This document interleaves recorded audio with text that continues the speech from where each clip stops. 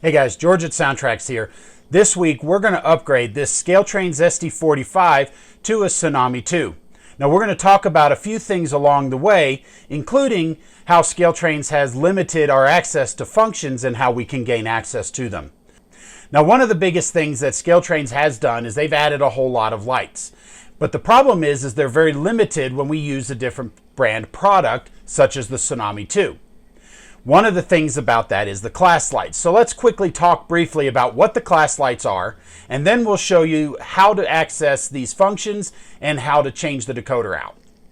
So first off, on class lights, first of all, class lights were used to display the type of class that the locomotive was.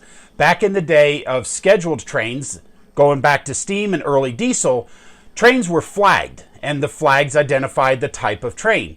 If there was no flag, it was the scheduled train, because all trains opposing or following should know that train's schedule.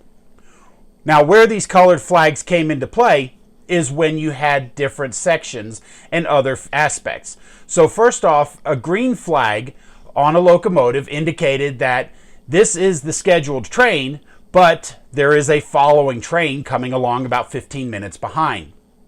This way, if a train was told to wait until this scheduled train passes before you can proceed, then the train crew knew that based on that green flag, or now the green class light, to wait until that following section came through, then it was clear to proceed. Now, a white flag or clear or white class lights were used to indicate an extra. And so a lot of times the rules would say, extra 2028, we're going to use this locomotive here. Extra 2028, proceed to this milepost, wait for this scheduled train. And the white flag or the white class lights would then identify the train as an extra. Therefore, any passing trains would know that was an extra on the line and continue on.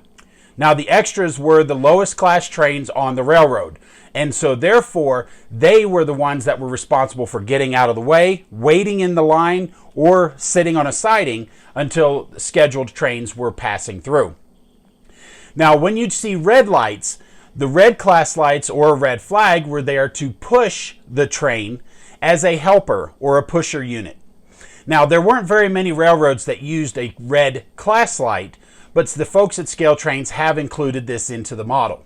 Now, one of the reasons there weren't a lot of railroads that used it was they didn't want diesels pushing against a caboose, especially in the early transition time when cabooses were a lot of times still wood framed. And so if you're trying to push all that weight through the caboose, a lot of times you can cause damage to the frame of the car. So therefore, the red class lights weren't used very often. Now, the folks at Scale Trains have included all of these lights. Now we're going to show you a couple of different methods of how to replace the decoder and allow you to have access to the lights and what the limitations are with each different method. So let's get started. Okay, here we are at the workbench. Now we're going to take the body shell off, and the way we're going to do the decoder installation first is we're going to plug in one of our TSU-21P8 decoders, and we're going to show you what that does when you use the 21 pin inside the model. So to do this, first thing we're going to do is we're going to remove the couplers on each end. So we just get our small Phillips head screwdriver, and we're going to grab our tweezers and pull the screw out. We're going to set those aside, and then we're going to pull the coupler box out. And then we're going to do the same thing on the front.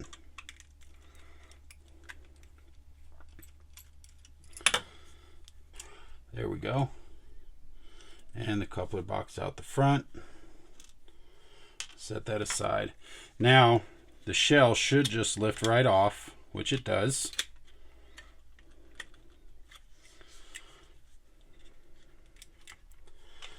Alright, so with the shell off, now you see we have a free shell, so we can just set that aside. Now on this, you're going to see the 21 pin decoder that they've chosen to install. Now we're going to take this and we're going to remove this 21 pin decoder. We're just going to lift evenly straight up on the decoder like that. We're going to pull that, set it aside. Now we're going to take our 21P NEM8 and we're just going to simply plug it in. Now we're going to go ahead and put our body shell back on, and we're not going to install the couplers. Let's go out and take a look and see what it does. Okay, I forgot to mention before we left the workbench that on there they have two little switches here that we have to throw to the off position before we can use our SoundTraxx decoder. So we need to make sure these two switches are in the off position, and that allows our decoder now to have access to the lights, or at least the limited lights that they've chosen to let us have. So now we put our shell back on. We're going to set this locomotive down on the track. Alright, so as we set the locomotive down on the track, you hear the sound come on. So we see that we have our headlight, we have control of our decoder, and we have the backup light. So for the rest of this quick tutorial, I'm going to mute the locomotive. So now we're going to show what light functions we do have access to. So function 24 turns on our truck lights down here. Function 25 turns on our clear class lights. Function 26 turns on our number boards, and they're a little hard to see right now because the shell isn't 100% lined up, because as you can see I didn't put the couplers in. But I think that's all we have access to,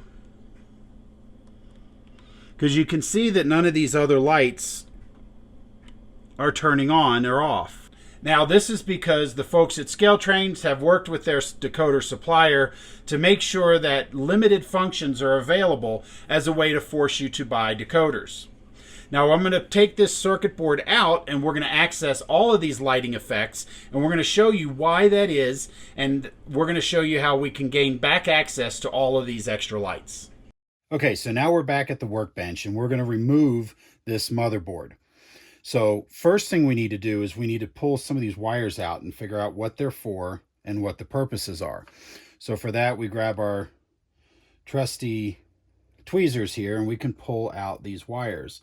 Now, when you're looking closely at this circuit board, you can see that a lot of these are labeled with various abbreviations to help identify what the purposes of each of the wires are. So that's going to help us tremendously when we're working and putting the decoder back in place. So here I can see that we have two wires soldered to what appear to be an S plus, and then there are two black wires going to the S minus. So that would tell me that they've got two speakers wired in parallel. So we're going to change this to series as well. So what we can do, we're going to turn on our soldering iron, and we're going to pull these wires out one at a time. And this is where it's going to be very important to either mark your wires or make sure you know which wires are for what purpose, because once we disconnect these wires from this lead, it's going to be a whole lot harder to find out what they're for. So we also have one here that, if you look very carefully, is almost identical to these speaker wires. And this looks like this is my right track pickup, and then I have another black wire over here that's going to the negative track pickup. So again, this is where marking your wires is going to come in handy when we're removing this. The other option is you can just do this one at a time. So what we can do is we can actually, there's two screws on this circuit board. And what we're going to do this particular time is we're going to go ahead and remove these screws. So I'm going to grab a screwdriver here, and we're just going to remove these screws. So here's one. And then here's number two.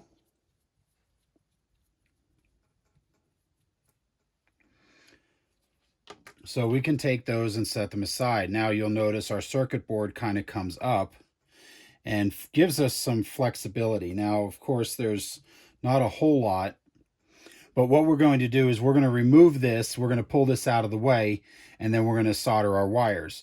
So to start with, we want to make sure we have our track power plus and minus on each side, which I believe are these wires here. I'm going to pull this through so we have it identified. Okay. Now we're also going to notice that we have on our circuit board, we have everything's labeled. So we're going to start disconnecting some of these wires and get them out of the way and see what we can do. So first off, the gray wire here is our motor lead. That's pretty much a given. So we can desolder this off of the circuit board. There we go. All right, now we got our gray wire out of the way. And we're going to desolder the orange wire here. Okay, we got those up. Now we can move those out of the way, and if you'll notice, they actually just come underneath here, so we can pull these out and get them out of the way. Now, one thing we can recommend is using these self-closing tweezers if we need to pull a wire out of the way and hold it, so we can also identify which wire it is, and we're going to be doing that once we get up here. So now we can pull our track leads out of the way.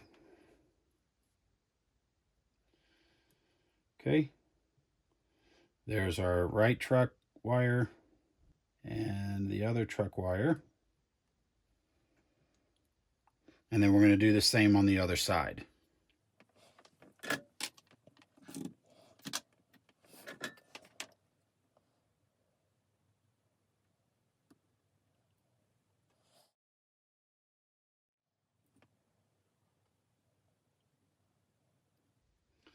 And there's the other.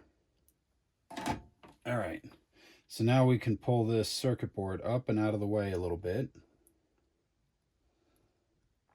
Now what we can do is we're going to get some double stick tape and we're going to put our TSU-PNP in its place. And we can mount that with some double stick foam tape. So we look and orient the forward direction. So we have our forward direction this way right there. So what we're going to do is we're going to get some foam tape, and where did I put it? There it is. Now, one thing to point out is when we're doing this, we want to make sure that we're clearing this, because we don't want this metal screw boss to be touching any of the components back here. So when we're lining this up, we want to make sure that we're clearing, and the same would go to the front. Now this actually looks like that might fit in there pretty well, but the front screw boss is going to be a little bit off. So what we're going to do, and that's to line up with this hole and this hole, but one of these is going to be slightly off. Now what we're going to do is we're going to line it up to this rear one so that we have just enough room back here to get our wires soldered to that light. And then we can actually reuse this screw terminal here. But we're going to go ahead and put some tape down just to make sure everything's insulated.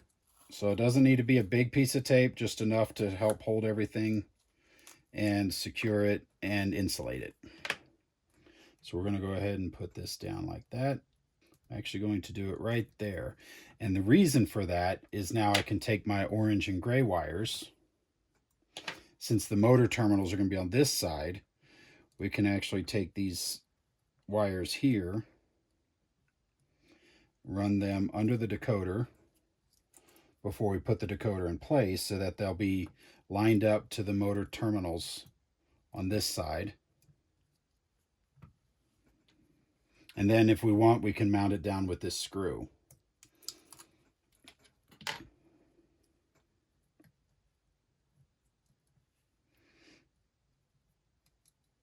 So we're going to line up that screw terminal, kind of mount it in place just like that. Now we're going to get our screw. And we're going to get our screwdriver. And then we can just simply mount the screw down to just hold it in place and just tack it down just like that. All right, so now what we're going to do is we're going to reattach our track leads and our motor wires, and then that way we can test that, and then we'll get into doing all the lights. So I'm going to attach these wires to the decoder, and I'll be right back.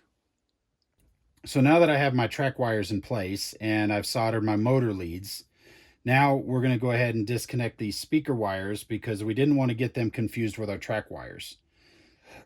So with our circuit board sitting here, we can come in and disconnect these S plus and S minus terminals.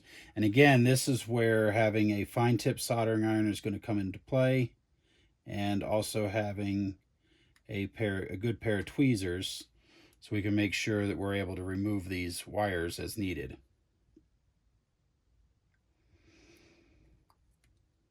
Okay.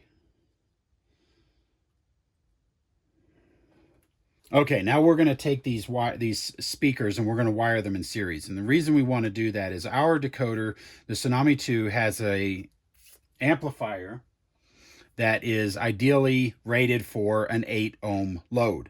Now, these are two speakers in here. I'm assuming, similar to what they are with the Cube speakers, that they're both rated at 8 ohms, and that part would be fine. But knowing that they put Cube speakers in here, I know our Cube speakers are only rated for 0.7 of a watt. So what happens if we power these up in parallel? Not only is the amplifier now working much harder, but it's also powering 2 watts to each of those 1 watt speakers. And so therefore you can overdrive them, cause distortion, and potentially damage them. So rather than fishing them out and replacing them, what we're going to do is we're going to wire these in series. So the way to do that is we're going to take these wires and cut them and separate them. So what we're going to do is we're going to take one of the black wires and one of the orange wires, and we're going to tie them together. And then that will put the other black wire and the other orange wire as our plus and minus lead for our 2 speakers. So it's going to go there to the speaker and then back to the other speaker, and then back to this wire. So we're going to take these 2 wires here and connect them, and this will wire these in series. So I'm going to solder these 2 wires together, and then this black speaker looks like it's going to need a little bit extra length to get to the speaker terminal, so I'm going to add a little bit of extra wire to that length, and I'll be right back.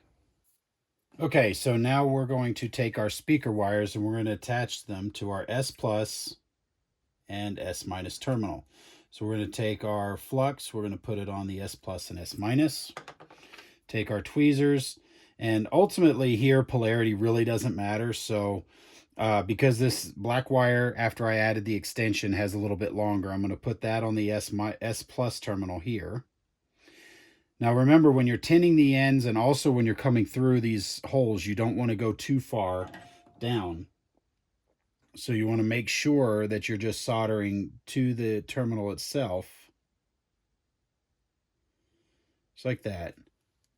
And then we're going to take the S minus terminal and we're going to put our orange wire on it.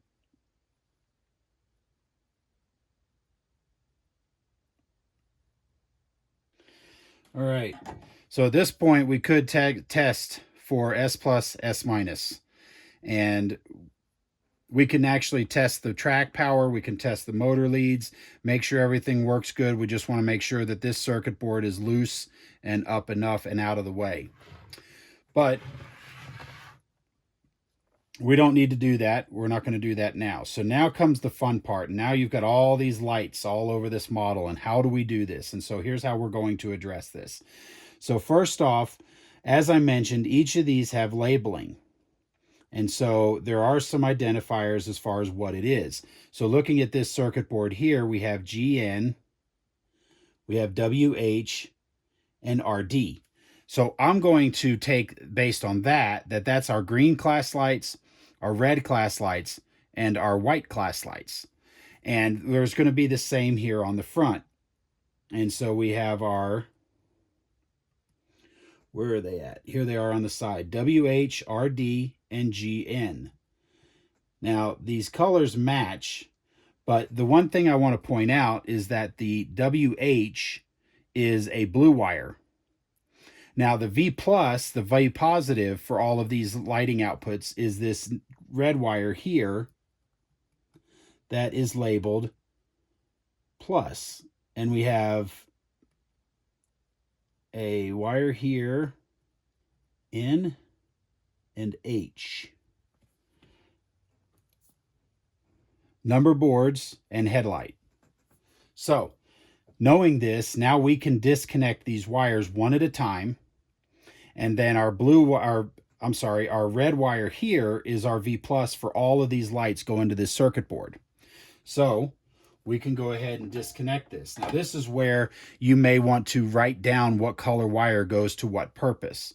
So in this case, we're going to grab a scrap piece of paper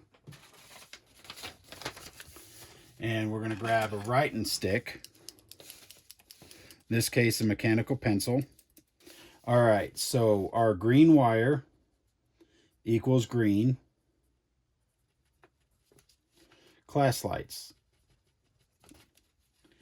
The blue wire is our white class lights.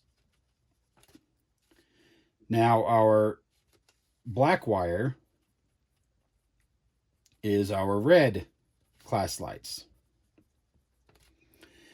Now, as I mentioned, our red wire is our V plus for our LEDs. Now, the next one is we have a yellow wire going to the end. So what yellow equals number boards. And white is our headlight, or in this case, on the back of it is the rear light. And then I would recommend double checking the same on the front. So we're going to go ahead and remove these. And then we've got a couple other wires here on the front that we'll have to address as well. So let me remove these wires from the circuit board and we'll get to the rest of it here in just a second. Now, once we disconnect these, let's just for argument's sake say we don't remember which ones are which. Well, the good news is we do know the red wire is the V plus. So we can fish that out, and we're going to attach that to our LED tester, which is just a 9-volt battery. You can either connect it with one of these connectors, and then you have a 1,000 ohm resistor in line with it, or you can do in other cases where you can solder the LED directly to the terminal on the 9-volt battery. But our LED tester here is going to help us identify these wires. So what we can do is we're going to fish out this red wire, and we're going to attach that to the V plus with our alligator clips. Now we're just going to test these other lights. So this white one, remember, was our back headlight. When we attach it, we can see that our LED for the light has come on. So we can do this with each of these. So remember, our black wire was the red class lights. So when we attach it, you can see that our red light is illuminated. So this is one way you can tell. So if you don't mark everything down properly, and if you're not sure, you can always go through and test it. Now we're going to do the same thing on the front here. Now, as I mentioned, we have our V plus, which is our red wires, and you can see that right here. So we can go ahead and disconnect that. And we have an H for our headlights and for number boards. Then there's another V positive right there. Now we have another V positive, then we have a white, a red, and a green. And then we have 2 extra wires, and these are going to be our extra lights. Now remember, we have on this model, we have a Mars light on the top here, and we also have a red emergency. And I believe that's what these 2 wires are here. So we go over here, this black wire is labeled as an E for emergency, and this L is wired for light. So that could be just any other light. So we're going to go in, I'm going to disconnect these, and then we're going to go ahead and confirm everything with our decoder tester here. So I'm going to disconnect these and I'll be right back. Now I want to point out one thing I found while I was getting ready to desolder these. I noticed there are 2 black wires and a yellow wire going to the N number board terminal. So I believe those extra black wires are going to our truck lights, which are located down here. Now, once we disconnect, we're going to confirm and make sure. And then when we attach it back to our PNP8 decoder, we're going to separate those up and make sure the control is done separately. So let me continue on with this, but I wanted to point that out. And So here's where it's going to be important to separate it from the other black wire, which is our red class lights on the front. So make sure you take your time and pay attention to what you're doing, because there's going to be a lot of wires in here really quickly, and we want to make sure we keep everything separate. So let me keep working on this, and I will be right back. Okay, so after I've removed the circuit board out of the way, we're left with the wires.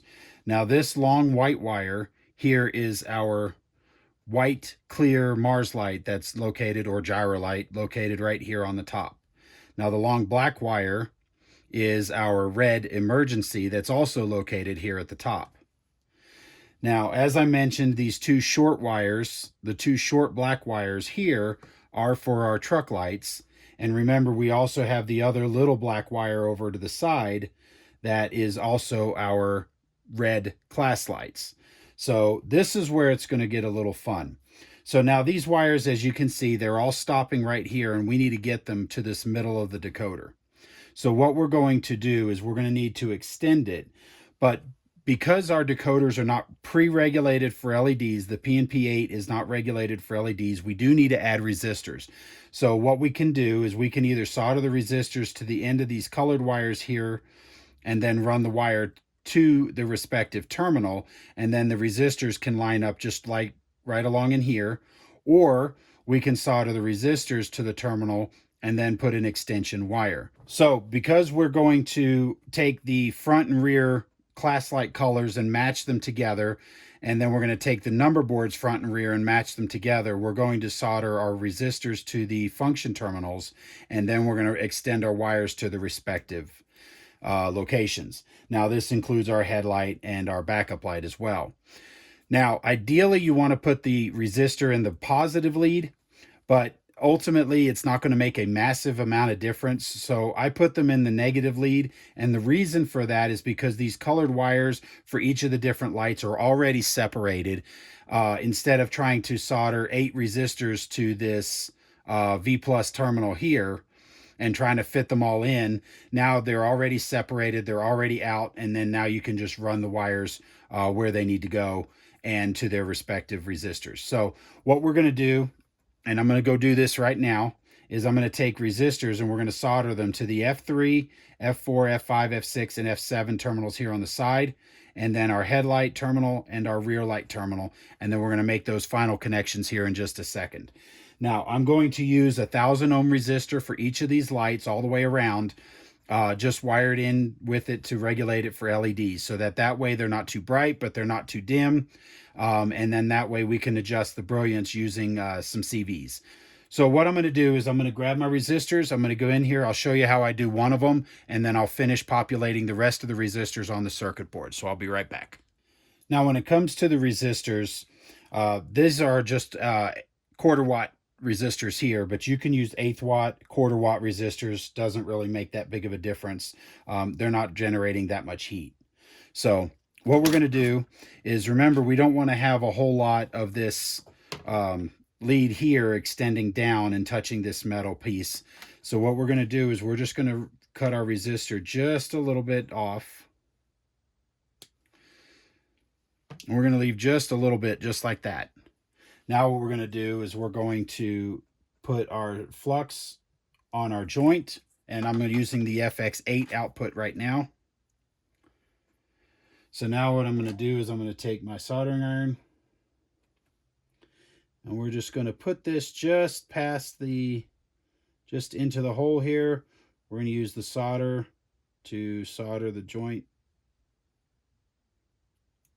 Okay, and we're going to have it stick up a little bit, and then you can double check and make sure it's not extending too far down below. And then what we're going to do is we're going to cut this end, we're going to solder the wire to the resistor, and then we can bend this over so that it allows the shell to rest on. So now I'm going to go through here, I'm going to wire these up, put the rest of these resistors in place, and I'll be right back. Okay, now that we've got all our resistors soldered in place, you can actually come under here with a pair of flush end cutters and just trying to trim off any excess of the wire for the resistors that has come through, so that way they don't touch anything underneath here. And this just pulls right out, and there you go. So now what we're going to do is now we have to decide which lights are controlled by which lighting outputs so that we can wire it up.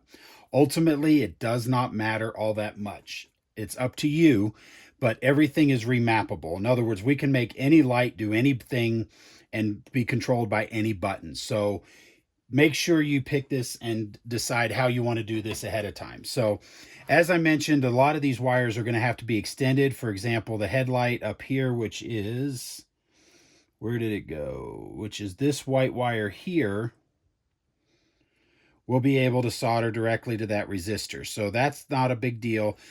When you're soldering your wires, you want to make sure you put the heat shrink tubing over the wire first, make your solder joint, and then pick your connections. And just like that, on the rear here, the white wire doesn't have to go very far, so we don't have to extend that. But these other wires, we will have to extend to reach here. Now, my recommendation, and again, you can do as you need, is you can change the color of these wires. So like, say, for example, if you want the red class light over here, which is, where'd that wire go? Down here.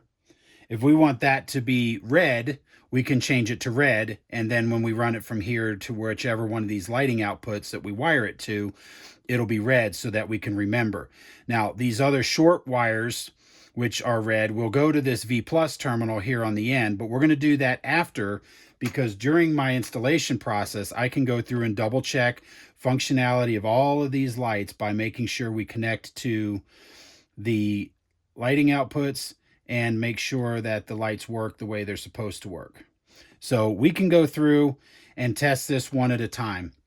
So what we're going to do is, the first thing is I'm going to show you, we're going to attach this white wire to the headlight. So we're going to move our wires out of the way except our white wire, which is buried in here somewhere. There we go. Now we have our white wire out. We're going to pull our other wires back and out of the way. Now we can use our self-closing tweezers for this to keep them out of the way here, just like that. So now what we're going to do is we're going to take our small piece of heat shrink tubing. We're going to take and cut a little bit off the end, and just about 1/4 inch, 1/2 inch. It doesn't need to be very long because this wire is not very long. So we're going to slide that over the wire. Now the next step is we're going to, and this wire, this resistor here is a little long. We can actually shorten this a little bit. There we go. And again, we want to trim off any excess on the underside of the decoder here. There we go. So we're going to bend this. Actually, first we're going to cut this wire a little short, because we don't need all of this exposed wire inside our model, because that's just asking for problems. All right, so now that this is cut short, we can take this resistor lead here. I'm going to position this a little better for the camera now. We're just going to bend this over this way to reach over to that white wire. Okay, now we're going to take our flux and put a little bit of flux on the end of that resistor lead. Take our soldering iron. We're going to get a little bit of solder on the end of it here. I'm going to take our wire, and we're just going to line this up to the resistor, and we're just going to hit it with the soldering iron. The flux draws the solder off the iron, and there's our joint. So now, with our heat shrink tubing already back here, now we can grab our heat shrink tubing, oops, slide it over. Let's see, I'm going to need another pair of tweezers here. My fingers are too big to do this. We slide it over our joint, and then now we can use the barrel of our soldering iron very carefully here, and this will melt this shrink tubing down so that it holds everything in place. Just like that. So now we have a good solid insulation and a good connection here between the white wire and our headlight terminal. Now, right now we can't test it because the V+ terminals are lined up in here. So we can go through and test this afterwards. So now what I'm going to do is I'm going to work my way through this model, and I'm going to go through and wire all these lights to all these different outputs. Now on this particular model, I'm going to take the FX3, and that's going to be the above Mars light above the cab. That's on the front of this cab right here. And that's this white wire. Now the next one is going to be the number boards and truck lights on the FX4. We're going to take FX5, and that's going to become the white class lights. The green class lights are going to be on the FX6.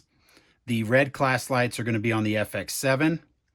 And then the black flashing light, the emergency light above the cab, is going to be on the FX8. And then this will give us full control. Now, I also want to point out that when we talk about adding LEDs and resistors and things like that, we typically recommend that each LED have its own resistor. And part of the reason for that is to maintain symmetry between the different LEDs because they each have their own current.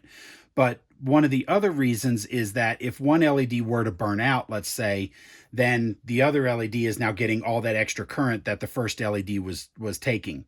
Now, in this particular case, things like these class lights, you have one on the back and two on the front for the class lights.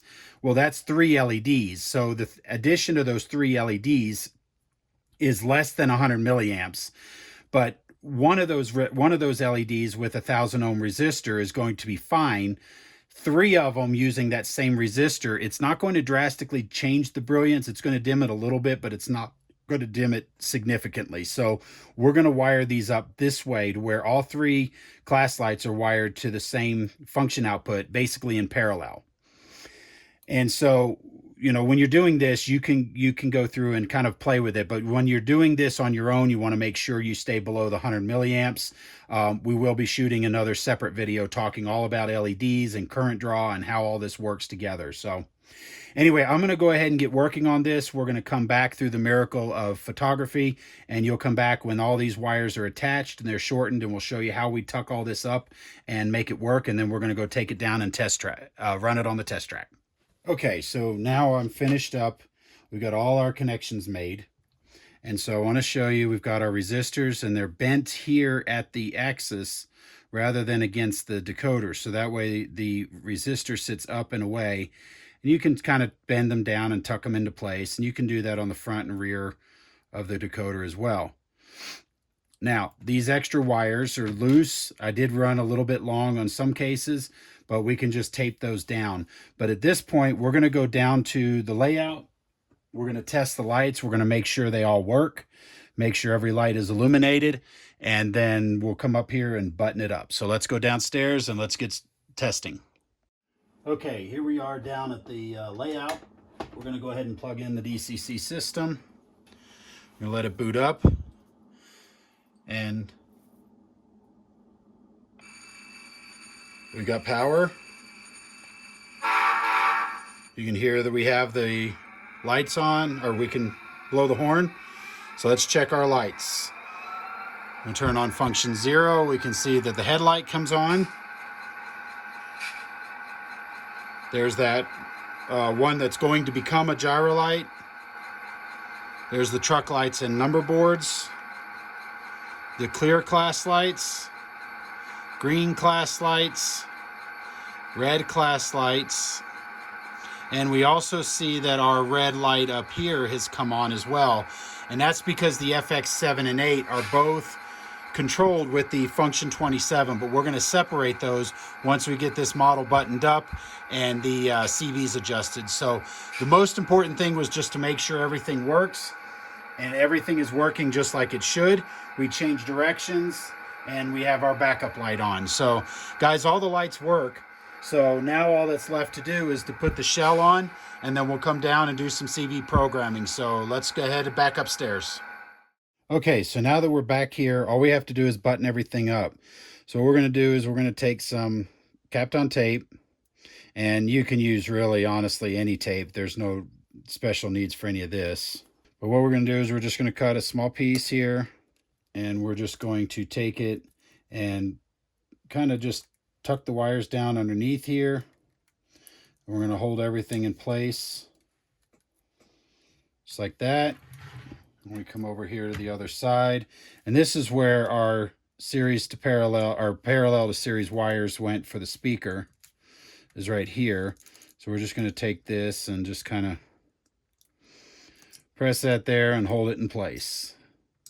And we're going to do the same thing up front here. We're just going to cut a small piece, come across the top there.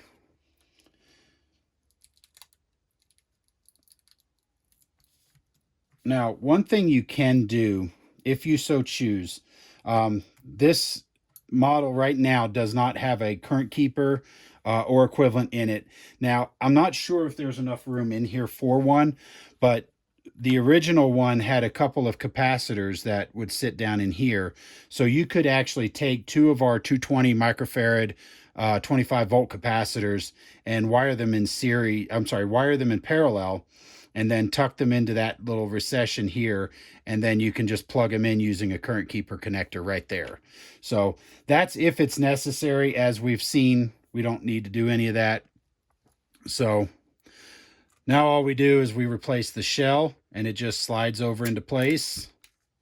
And then we can put our couplers on each end, and we'll go back downstairs and we'll do all the setup for the lighting effects. Okay, here we are with the shell on. As you can see, the headlight is on. We have horn sounds and everything's good to go. So for the rest of this video, I'm going to go ahead and mute the locomotive because we're going to go ahead and set up the lights the way we want them to. So first off, the headlight and backup light are LED headlights. Now out of the package, the decoder is set up to run traditional incandescent bulbs. So we're going to want to send this to LED compensation to change the light. The reason for that is when we press the function 7, you can see that the light dims, but very brief, not a very big drastic effect. So what we're going to do is we're going to take CV49 and CV50, and what we're going to do is we're going to set those to a diesel light, but with LED compensation. So that's a value of 15 plus 128, and that tells the decoder that you are a on-off diesel light, but you're also an LED. So now when I press the F7 to dim the headlight, you can see how much more drastic of an effect it has. Now, CV63 will adjust how bright that brilliance is when the F7 light is dimmed. When we turn it back on, it goes to full brilliance. So now we can turn that off. Now the next one is FX3, which is controlled with button 24. And you can see that turns on the light above the cab. Now we want this to be a gyro light, but again, it's LEDs. So first off, let's just show you what a gyro light would be. So this is CV51, and we're going to set that to a value of 3. Now you can see that the lighting effect has changed, but it's not very bright. It's not very exciting. It doesn't have a whole lot of flash or pop to it. So now what we're going to do is we're going to go ahead and change that to a gyro light, which is a value of 3 plus 128 for LED compensation, which yields a value of 131. Now look at the flash that you're going to get out of that LED. You can see that it's much more brilliant when it flashes. Now we can adjust the flash rate for this in CV59. We have a range from 0 to 15, 15 being the slowest, 0 being the fastest. So what we're going to do is we're going to take CV59, we're going to set it to a value of 6 for right now. So you can kind of see how that flash rate is slowed significantly. Now you can adjust this all the way up and down. I kind of like it there at 6, so I'm going to leave it there at 6. So now we're going to go ahead and turn off our gyro light. Now the next up is our number boards and our truck lights. Now these are going to be on off, and we want a constant dim. So we want on off brilliance 1, which if we look at our users chart, you can see that that's worth a value of 19. Now again, we're going to add 128 to the value to get a value of 147. Now, we're going to take CV52, and we're now going to set that to 147. Now you can see that those lights dimmed. Now, on-off brilliance 1 uses CV61 as a register to determine the brilliance. So right now you can see that they're probably a little dimmer than we'd like. So let's go ahead and raise that up to a value of 150. And you can see they got a little bit brighter. Let's go a little higher. So CV61, we're going to set to a value of 200. And you can see that they're on now a little bit brighter. So you can adjust that brilliance again using CVs. So we're going to go ahead and turn that off. Now we're going to go ahead and turn on our clear class lights. And again, the class lights we do not want as bright as the headlight. As you can see, they look almost indistinguishable. So what we're going to do is we're going to set these class lights to an on-off brilliance 2. So we're going to take CV 53, 54, and 55, and we can adjust the brilliance independently.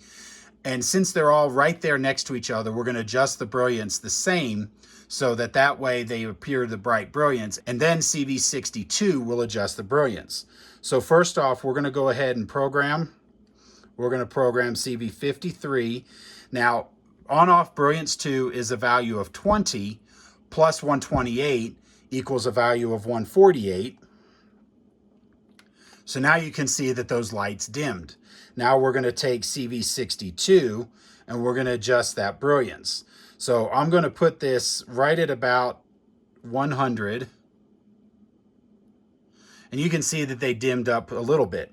Now compare that to the headlight. So now you can see that the class lights are a little dimmer, but the headlight is nice and bright. Now I kind of like this. Now again, you can adjust this in CV62 to match your own personal tastes. So we're going to go ahead and turn that off. Now we're going to turn on function 27 to turn on the green class lights. And again, you can see how bright they are. Now we're going to use the same brilliance, which is on-off brilliance 2. And CV64 register is already set based on our clear. So now when we go in and we're going to set CV54 to a value of 148, and you can see that those lights now dimmed to match the brilliance of the others. So now we can turn that off. And we're going to go ahead and turn on our red. Now with function 28, you're going to notice that that red emergency up top illuminates as well as the red lights on the nose. Now these are wired to separate functions as we mentioned and did in the install. So FX7 is now controlled with CV55. So now we're going to set CV55 to a value of 148, which is our on-off brilliance 2. And you can see that those lights dimmed, but you notice the cab light above did not. Now we have to determine the lighting effect that's going to happen. Now again, this is an emergency gyro light. So we can go into our CV roster for emergency gyro light. Now the emergency gyro light is worth a value of 21. So again, for LEDs, we're going to add 128, so that gives us a value of 149. So we're going to take CV56, we're going to set this to a value of 149, and watch when I hit this enter button, you're going to see that the red light is going to go into an emergency flash of the gyro light, but you're also going to notice that the red class lights are going to extinguish. And the reason for that is because the emergency gyro light overrides the other lighting effects. And so when this happens, you will have all the other lights extinguish and just the red emergency light illuminate. So now we need to map these to different functions. So function 28 does not automatically illuminate both lights and therefore extinguish the red class lights. Okay, so next up is going to be function mapping. And as we talked about with this red emergency, we want to control that with the emergency stop button. Now to do this, we're going to go to our auxiliary function map registers in CVs 1.385 through 1.445. And the lights are the first ones here. So this is the FX8 lighting output. So we're going to use CV 1.392. And we're going to set that to a value of 16 so that that lighting effect will now be controlled with the emergency stop. So to do this, we're going to set CV32 to 1. Then we're going to set CV392 to a value of 16. Now, in order to do this only by the emergency stop, we need to remove it off of the function 28 lighting output.